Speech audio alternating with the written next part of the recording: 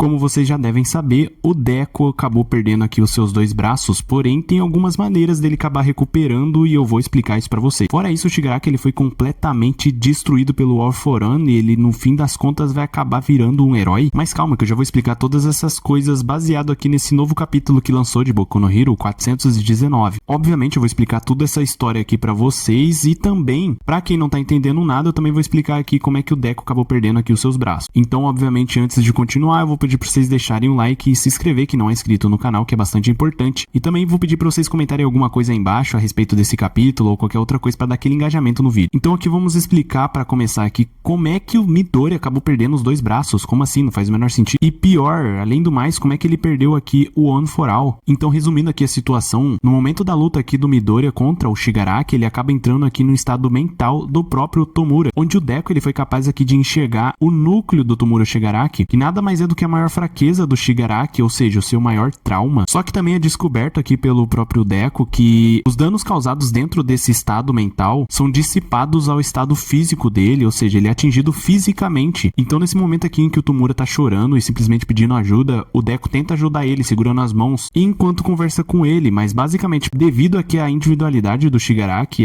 as mãos dele foi pulsar. No fim acaba dando tudo certo, o Deco consegue convencer aqui que o Shigaraki simplesmente desista de lutar e quebre o núcleo dele. Só que ao fazer isso, ele começa a se desintegrar aqui completamente, inclusive o próprio Deco tá aqui, né, com os braços transformando em pó. E então nesse momento é mostrado aqui que o Shigaraki começa a ter diversas lembranças que não são dele. E então é revelado que basicamente o All For One, ele ainda estava vivo com alguns traços dentro do corpo do Shigaraki. Ele surge do nada, engole aqui o Shigaraki enquanto expulsa o Deco daquele estado mental em que eles estão, enquanto ele revela aqui algumas coisas muito importantes aqui pro universo de Boku no Hero. Diz aqui: você é um tolo, Tenku Shimura, não passa de um fracote com ego inflado e uma história de vida rasa, sendo que eu te criei tão bem. Shigaraki fica sem entender muita coisa e fala aqui: o que, mestre? O que você tá falando? Eu não tô entendendo é nada. Não ouviu o que eu disse? Você nunca tomou uma decisão por conta própria. Era necessário que você acreditasse nisso, que você tinha, no caso, né, uma opinião própria ou qualquer coisa do tipo. Caso contrário, não iria desenvolver a força mental que eu tanto precisava. Tudo o que aconteceu na vida do Shigaraki foi completamente calculado e manipulado pelo próprio All For One. A filha mais velha já estava muito crescida e eu não podia chamar a atenção, então tive que ser discreto, dando apenas alguns empurrãozinhos. Eu que roubei o fator individualidade que você herdou dos seus pais antes de que eles se desenvolvessem. Ampliei minha influência,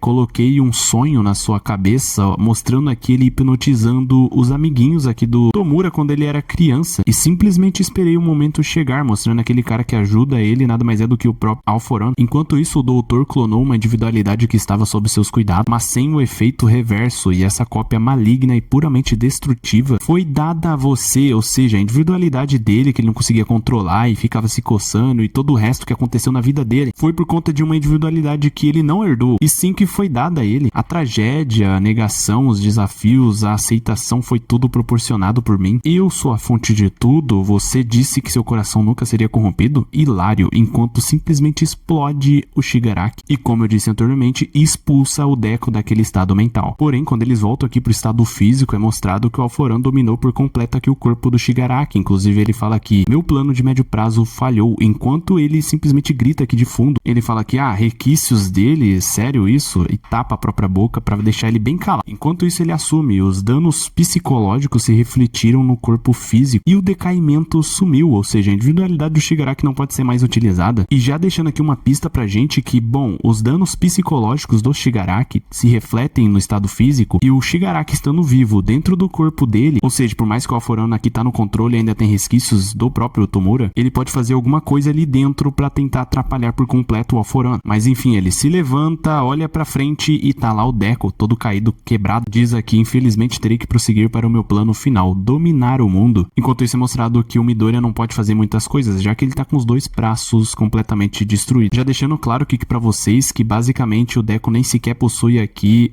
o One for All, e ele assume isso com a própria boca, dizendo aqui: eu já não tenho mais nada do One for All, por conta dele ter utilizado cada traço, cada antecessor, cada individualidade dentro do One for All para tentar derrotar o Shigaraki e destruir o núcleo dele por completo. O que funcionou, porém ele perdeu o One for All por completo. Mas enfim, eu explico tudo isso no vídeo que eu fiz fazendo a review aqui do capítulo 418 de Boku no Hero, que é bastante importante com que você assista para você entender e não deixar nenhuma dúvida passar. Eu vou deixar aí o link no comentário fixado, então vai lá assistir assim que terminar de assistir esse vídeo, obviamente, né? Mas enfim, voltando aqui, o Alforão diz aqui: nós dois saímos bem prejudicados dessa batalha, e enquanto caminha em direção ao Deco, diz aqui: as pessoas ficam mais e mais fortes à medida que perdem coisas importantes. É assim que funciona em qualquer história, mas você nasceu sem nada pra perder. Essa era a conclusão inevitável. Quando ele vai atacar o Deco, ele é simplesmente enrolado por fitas aqui pelo Zero, que não só ele acaba de chegar aqui no campo de batalha, mas também outros amigos do Midoriya, o mesmo que tá surpreso em vê-los, o Zero, o Ojiro, o Satou. Vocês estão bem, vocês sobreviveram a todas as outras batalhas. Enquanto isso, do nada, atrás dele surge alguém através de um portal, dizendo ao Midoriya: desculpe o atraso, e nada mais é do que a Aizawa saindo desse portal. Encerrando assim o capítulo dizendo: a esperança sai de dentro de um portal, ou seja, o Aizawa não tá aqui à toa. Agora já indo para possíveis soluções e o porquê delas funcionarem ou não aqui para recuperar o braço do Midoriya, vocês com certeza devem ter pensado a mesma coisa que eu: é simplesmente